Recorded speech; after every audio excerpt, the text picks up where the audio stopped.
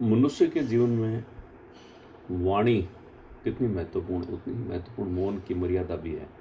अनेक बार व्यक्ति केवल बोलने की इच्छा, स्वयं को बुद्धिमान सिद्ध करने की लालसा अथवा दूसरों पर प्रभाव डालने की अधीरता में ऐसे शब्द बोल देता है जो उनके अज्ञान, असक्षम और अपरिपक्वता को प्रकट कर देते हैं। इसी सत्य का ये उक्ति अत्यंत गहराई से व्यक्त करती है, मूर्ख समझे जाने के जोखिम पर मौन रहना अधिक अच्छा है, बजाय इसके कि बोलकर सारे संदेश समाप्त कर दी जाए। वास्तव में मौन केवल चुप रहना नहीं है, बल्कि विवेक, धैर्य और आत्मसंयम का प्रतीक है। बुद्धिमान व्यक्ति हर विषय पर बोलना आवश्यक नहीं समझता, वह परिस्थिति, समय और शब्दों के प्रभाव को समझता है। इसके विपरीत अज्ञान व्यक्ति अक्सर बिना विचार के बोलता है और अपनी सीमित समझ को ज्ञान के रूप में प्रस्तुत करने का प्रयास करता है। परिणाम स्वरूप उसका व्यक्तित्व हल्का और अविश्वसनीय होने लगता है। समाज में अनेक विवाद, अपमान, शत्रुता और भ्रम केवल असंयमित वाणी के कारण उत्पन्न होते हैं।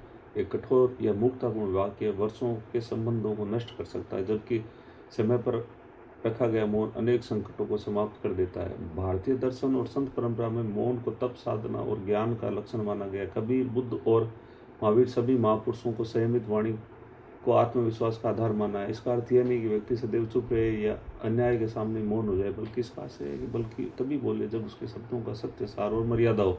बिना ज्ञान के अधिक बोलना व्यक्ति को कमजोरी का उजागर कर देता है, जबकि संतुलन मौन उसके व्यक्तित्व को गंभीरता और सम्मान उत्पन्न करता है। इसलिए जीवन में समझना आवश्यक है कि हर विचार को शब्द देना बुद्धिमानी नहीं होती। कई बार मौन ही सबसे प्रभावशाली उत्तर होता है, दे देता है। धन्यवाद।